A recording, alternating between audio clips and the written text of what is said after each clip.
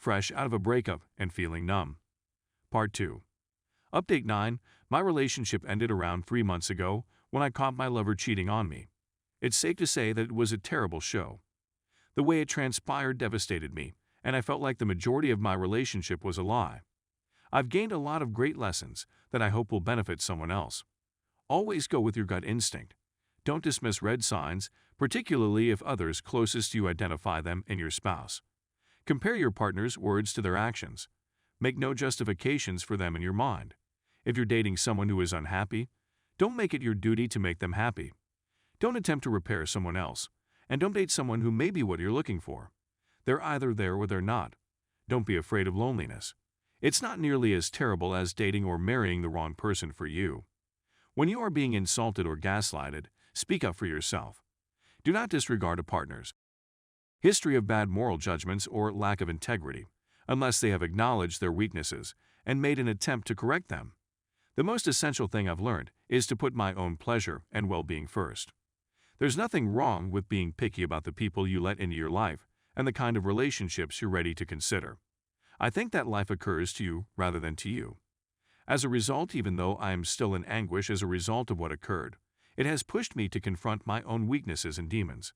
Aside from that, since I've been devoting a lot of time to self-development over the past several months, I've had to fully break relations with my unfaithful ex. I explored reconciliation at one point, but as time passed, I recognized the severity of her infidelity.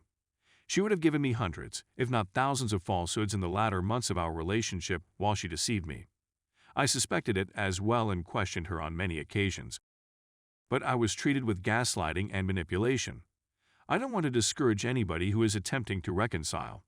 I admire you and drew inspiration from you.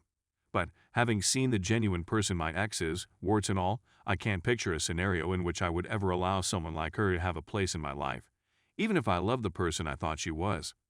I've been looking for a way to experience relief after closing the chapter for a long time. It's not easy, but it feels right. I wish to cultivate a more intimate connection with myself until I am really happy and full of self-love. Maybe then I'll think about starting a new relationship. I hope you found this information useful. If you're going through anything similar, please accept my best wishes. Update 10. I'm embarrassed to have to publish this since I've been in such a good mood since breaking up with my ex. However, I awoke this morning to a text from my ex that reopened some of my wounds. For reference, we had been dating for 2 years and were set to marry. I discovered in a horrifying manner that she had cheated on me with her neighbor, whom she said was merely a friend and in whom she had no interest. I caught her after she refused to confess. In reality, she told me hundreds of falsehoods about her friendship that blossomed into an affair this year. I indicated that she and I kept in touch after D-Day. I was torn between entirely separating and reconciling. She added that a man she was acquainted with in college, let's call him Bob, has begun messaging her in the past 2 months and that he's interested in her, but she isn't. I didn't think anything of it since I knew we were no longer together, and I trusted her when she claimed she wasn't interested in him or dating anybody. She just wanted me back and couldn't see herself with anybody else. When I closed the doors for reconciliation a week ago, I had addressed her earlier that day about moving on, and she told me that she had no desire in doing so and prefers to stay alone. I told her that was okay, and that I hoped she met someone nice and was happy in the future. We separated in a satisfactory manner, and that was the end of it. She contacts me today and expresses her sadness, loneliness, and distress. She misses me so badly that she went to a theme park with Bob and 4 of his other pals this weekend since he invited her, and she simply missed me a lot.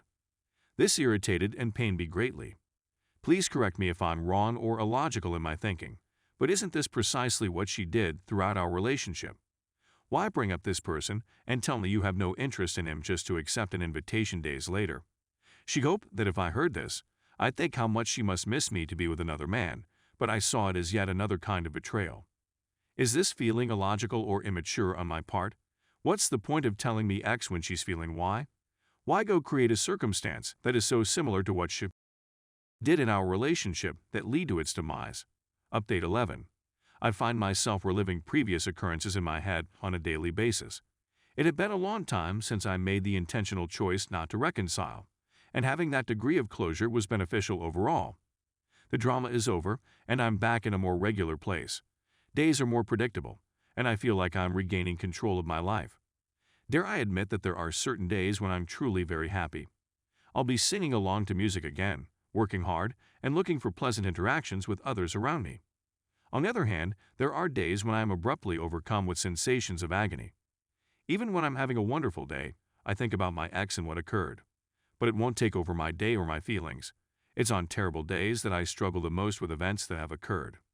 In my instance, my ex not only cheated on me, but she also lied to me for months and gaslighted me. I believed she was cheating, and when I confronted her, I was faced with gaslighting. Those events are replaying in my head. I find myself wishing I had handled the situation differently, that I had leapt sooner, that I could have pushed Abbott harder and been harsher at the time. But I also see that with faith, there is no need to do so, and I trusted my ex, so despite my reservations, I opted to believe what she was saying at the time. It's needless to take shots at me and claim that I'm insecure or intimidated. Looking back, knowing that I was duped has an impact on me on bad days. What are some things I can do to lessen the effect of those thoughts and emotions on bad days? How did you manage to get away from ruminating about these things? I am certain that my future will be bright. I'm avoiding any potentially harmful actions. I haven't recovered, and I'm growing used to being on my own. But I've realized that mending isn't a straight line.